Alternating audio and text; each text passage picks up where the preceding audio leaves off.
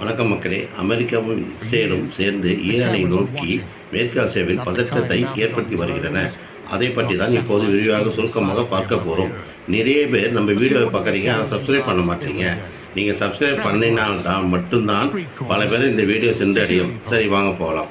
கடந்த ஜனவரியில் யுஎஸ்ஏ வெனிசுலாவின் பிரசிடென்ட்டை கைது பண்ணியவுடன் யுஎஸ்ஏவின் நேவல் போர்ஸை வெனிசுலாவில் இருந்து பார்சியன் கல்ஃபுக்கு நகர்த்தியது.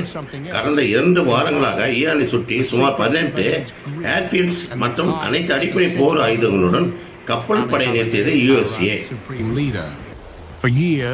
அதே சமயத்தில் ஈரானுடன் யுஎஸ்ஏ பின்முனை பேச்சுவார்த்தைகள் நடத்தி கொண்டிருந்தது. அணுசக்தி செறிவூட்டலை கைவிடுவதற்கு ஒப்புக்கொள்ள வேண்டும் என்றும் மற்றும் அமெரிக்காவும் இஸ்ரேலும் விரும்பிய அணுசக்தி ஒப்பந்தத்திற்கு இணங்குமாறு ஈரானிடம் கேட்கப்பட்டது. அதோடு இல்லாமல் அவர்கள் அமைதியான முறையில் ஈரான் தலைமை மாற்றத்தை விரும்பினர். அதாவது அயதுல்லா அலி காமேனிக்கு பதில் வேறு ஒருவரை உச்சபட்ச தலைவராக தேர்ந்தெடுக்க அமெரிக்கா கட்டாயப்படுத்தியது. மேலும் ஒரு சில நிறுவனங்களை அகற்றக் கோரியது. ஈரானியர்கள் இதற்கு ஒப்புக்கொள்ளவில்லை. வேறு வழி இல்லாமல் பிப்ரவரி 28 அன்று விடியற்காலையில் அமெரிக்கா ஆதரவுடன் இஸ்ரேல் ஈரானை தாக்கியது. அதாவது அயதுல்லா அலி காமேனி அலுவலகத்திற்கு வெகு தொலைவில் பல்கலைக்கழக தெரு மாவட்டமான மத்திய தெஹ்ரானில் குண்டு வெடிப்பு நிகழ்த்தி அயதுல்லா அலி காமேனி மற்றும் அவர் சகாக்களை கொன்றது. ஏன் ஈரானுக்கும் அமெரிக்காவுக்கும் முரண்பாடு ஏற்பட்டது? இதற்கு சில ஆண்டுகளுக்கு முன்னர் சென்று பார்க்க வேண்டும். ஈரான் தனது அணுசக்தி திட்டத்தை கட்டுப்படுத்தவும் ஈரானை நியூக்ளியர் புரோகிராமை ஏற்கும்படியும் யுஎஸ்ஏ கட்டாயப்படுத்தியது. அமெரிக்கா அதிகபட்ச அழுத்தத்தின் கீழ் பொருளாதார தடைகளையும் விதித்தது. ஆனால் அமெரிக்கா அதன் தடைகளை நீக்குவது குறித்து விவாதிக்க தயாராக இருந்தால் பேச்சுவார்த்தை தயாராக இருப்பதாக ஈரான் உறுதியாக கூறியது. தெஹ்ரானின் பாலிஸ்டிக் ஏவுகணைகளின் வரம்புகள் உட்பட பேச்சுவார்த்தைகளில் இஸ்ரேலும் அழுத்தம் கொடுத்து வந்தது. ஆனால் ஈரான் இதுவரை அதை உள்நாட்டு பாதுகாப்பு என்று நிராகரித்து வந்தது. பாலிஸ்டிக் ஏவுகணை என்றால் அது ஒரு ராக்கெட் இயக்கப்படும் சுய வழிகாட்டப்பட்ட ஆயுத அமைப்பு. அதன் ஏவுதளத்திலிருந்து முன்னரே தீர்மானிக்கப்பட்ட இலக்கை நோக்கி ஒரு பேரடை வழங்க ஒரு பாலிஸ்டிக் பாதையை பின்பற்றும். 2015 ஈரான் நீண்டகால நியூக்ளியர் புரோகிராம் ஒப்பந்தத்தை நடைமுறைப்படுத்தியது. இந்த திட்டம் the joint comprehensive plan of action என்று முன்னர் அழைக்கப்பட்டது.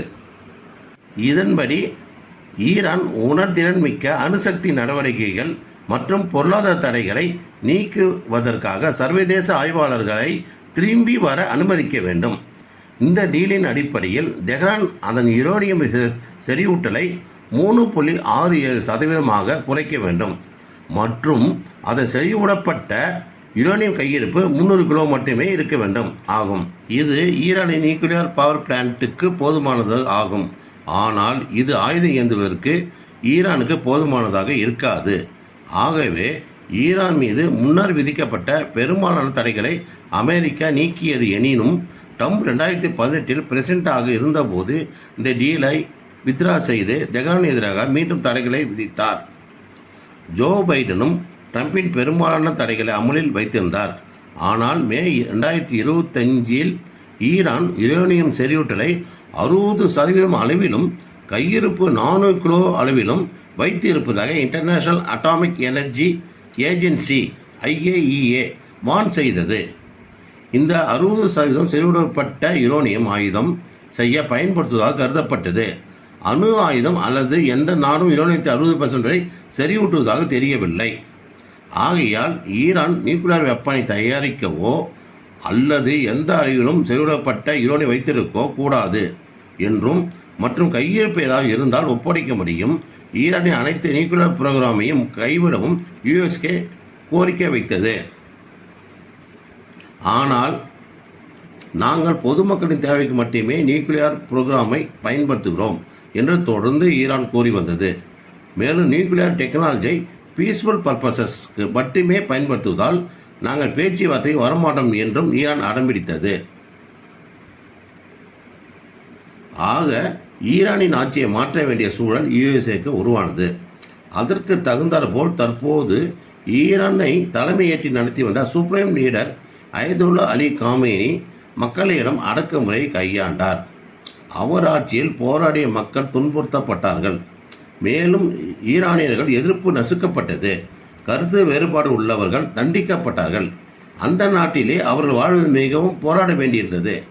ஆனால் உள்நாட்டு ஈரான் நடத்த மிருகத்தன தாக்குதல் மற்றும் அண்டை நாட்டு போராளி ஆயுத குழுக்களுக்கு ஆதரவு அளிப்பது போன்ற செயல்கள் USA மற்றும் இஸ்ரேலை ட்ரிகர் செய்தது. அணு ஆயுதங்கள் பேரழிவு தரக்கூடியவை.